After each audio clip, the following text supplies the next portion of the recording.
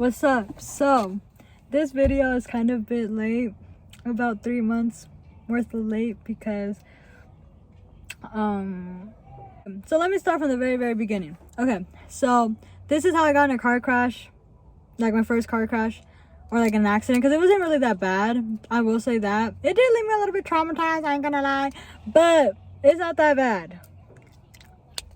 I just want to make it seem like it's not that bad. Anyways, so this is all on April 25th, and it was like around middle of the night, pretty much, really late, 2 3 in the morning, and I was driving with my mom. So don't be thinking that I was over here sneaking out and then because of karma that happened to me. No, guys, I don't do that kind of stuff. Plus my mom and I were gonna get food too, so like we're on our way to get food. Anyways, so we were driving, and pretty much, if y'all know where the Commons Mall is, y'all know that there's that one intersection where it's like down this way is a freeway, and then this way is going like to McDonald's, where it's like right here. So like McDonald's is right here, the mall's right here. Does that make sense? The light before that, because there's another light before that, was actually, it was red and then it turned green. And so then I was going, and then the light that I was coming up, where the intersection where I got hit, that light was red too. The light was red and then it turned green. So I was already kind of slowing down, because when I was coming towards it, I'm like, I'm gonna just slow down. It'll be like a small, like, it'll be an easy stop, you know, it won't be rough, nothing like that, because you know I'm good at braking. I'm a good driver, y'all. I'm a good driver. We love it. I remember exactly in this moment, I was talking to my mom, and I'm like, you know what's so funny? That like it's so peaceful driving at this time, because there's no cars. I can see the corner from my eye that there's like these headlights coming. I'm like, okay, car's coming, you know? Never mind, I take it back, you know? When I'm getting closer, I'm already like halfway in the middle of the intersection. I see that this car ain't slowing down. No, ma'am. And then I hit my brakes as hard as I can, as fast as I can, but that didn't really prevent it. And then he took off my whole bumper. And yeah, that's how it happened. I know this story time is not that really long, because how it happened is not really like big traumatic type of thing, which I feel like I should be happy that it wasn't, that I didn't really go through like a big, you know, thing. But it's like there's more to it. That's why it's kind of like this story time might be a little bit long, because of like the more details that there is after the accident.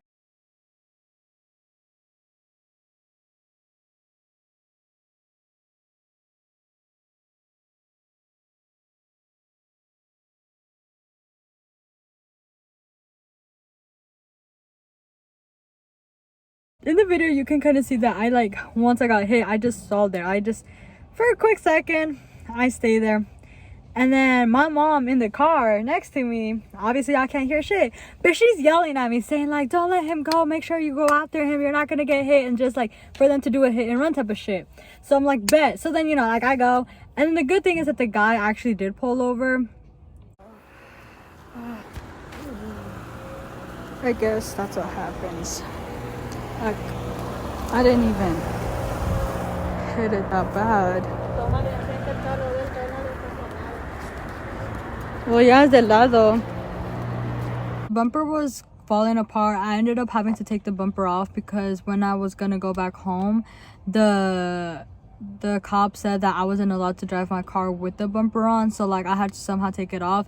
And I ended up calling my my brother, and he came with his girlfriend, and then the guy ended up calling his like family, and his family came, like literally his wife, and then like 2 or 3 other people that I don't even know who they are. I was just really scared, you know, because I was thinking to myself, I'm like, imagine if I didn't brake, imagine if my brakes like didn't work that well, or imagine if my foot like got locked and it didn't brake, you know? It's a scary thought, just for the reason being like it's bright beaming white lights, and it was coming towards my mom. I'm pretty sure y'all heard about like, oh, like when people are dying, they're like going towards the light. Yeah, and at this time I was kind of paranoid of stuff, so this situation didn't really help. Anyways, so then my mom goes and starts like asking for his ID and his insurance, you know, and like meanwhile I'm on the phone, and I'm like, yes, go mom, you know, we love my mom. I just got hit and I don't have freaking insurance, you know.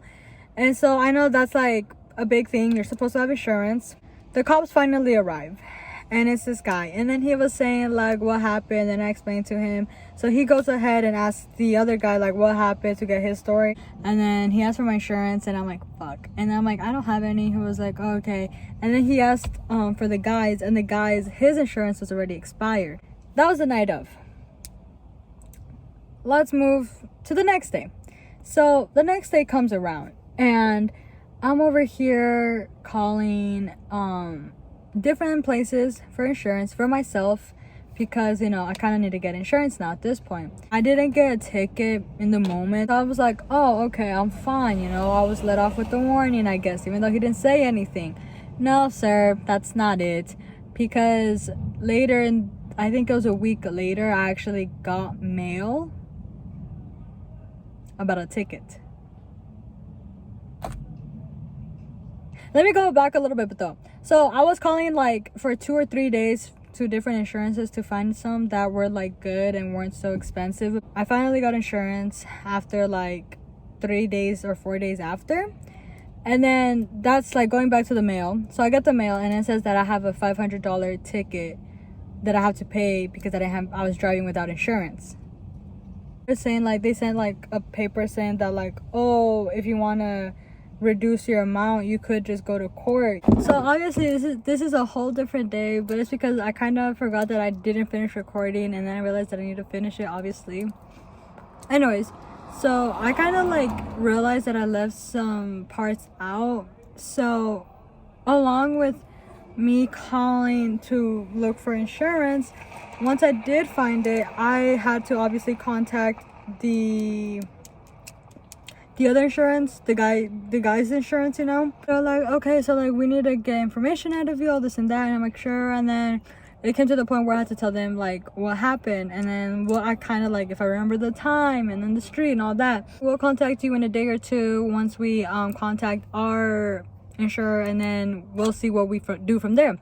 And I'm like, okay, bet. So I thought things were gonna be easy, right? I remember it was a weekend that I did it. So I'm like, okay, I'm gonna just let it pass. I'm gonna let the weekend off, and then I'll ask once it's Monday or Tuesday. No call Monday or Tuesday. Wednesday comes around, no call. Then I call again, and then I'm like, hey, I'm just trying to get an update about what's going on, because I was told I was gonna get a call, and then I never did. So then they're like, oh, it's because we still haven't talked to the guy, because he hasn't been able to answer our calls. So we haven't been able to ask him about the situation. And I'm like, so now he's avoiding shit. Great. Anyways, so then that week goes by, and it's the next week. I call again, because I wasn't giving up on this shit. I wanted to get my car fixed because I was not at fault. And I'm like, fuck no, I'm not gonna pay for some shit that I shouldn't, you know. So then I call again, and they're like, oh yeah, so like we were able to talk to him, and we were able to come to the conclusion. And I'm like, oh, okay, but why wasn't I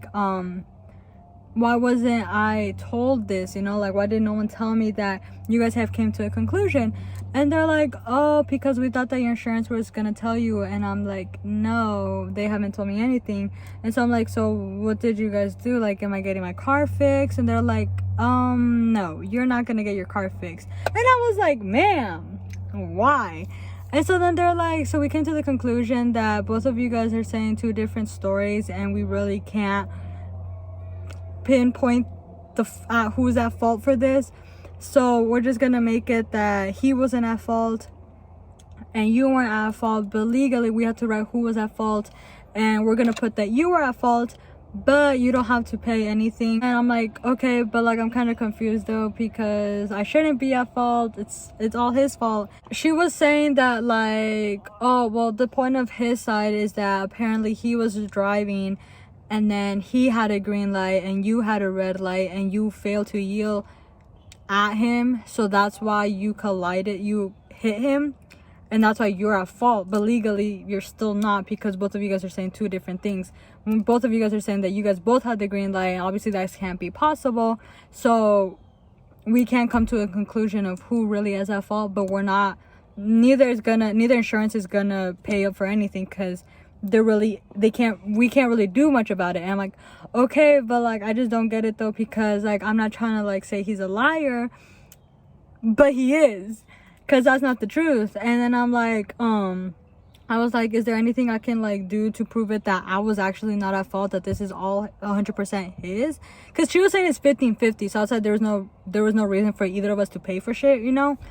And she was like, yeah, like if you have any witnesses, if you have any proof or anything, then yeah, we can use that, and then we can open this case back up, but for right now it's closed.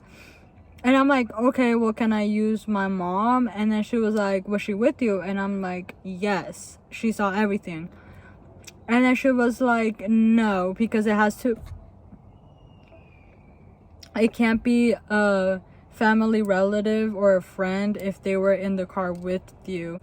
So obviously I wasn't gonna give up on this. So this is what I'm gonna tell y'all: don't give up on shit when y'all know you're right, because I know I'm right. Most of the time I'm always right. So I was like, okay. And I'm like, if I were to be able to get like video proof from the cameras of the intersection, can I send it in to you guys and open this back up? And she was like, yeah, I don't know how you would do that, but if you can find a way to do that, then go ahead.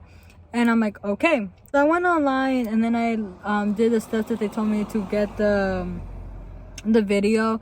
I put in my request. I think it was a day or two later, they accepted my request. They saw my request, and they said that was going to be in progress so I can get the video. And then like about a week later, exactly a week, I got the video. And then I saw the video. Yeah, girl, obviously I got the video, but I was very proud of myself, because I'm like, I accomplished that shit, you know. I was doing this all by myself, you know, which is like the biggest thing, that like I had to do all these issues myself. The date for my court, because I did end up going to court, was coming up, and I'm like, I have two things I have to do. First, I have to call the Geico and tell them like, hey, I need to open this case back up because I have proof. And then I had to like go to court and then talk about that shit. Actually did reduce it, so instead of paying $500, I ended up paying like $200, I believe, somewhere around that line, you know. I had to call a Geico and tell them that I needed to open it back up. And then I got transferred twice, and then they're like, okay, well, like what you can do is you can submit it through online, and then they're like, here's the number you'll use so you can log in and all this and that. It didn't fucking work. I called the next day, and then I was able to send them the video through email. And then that day my dad decided to get me a lawyer, and I know I'm looking ungrateful, and it's like, damn, like your dad was looking out for you, like why are you so ungrateful and shit. I'm gonna get there why. The reason is because getting that whole lawyer or attorney or whatever it's called kind of delayed things, and that's why it made me get my car fixed a longer process than what it should have been. Because then after that and forward, so the next day I had to go meet up with like the lawyer.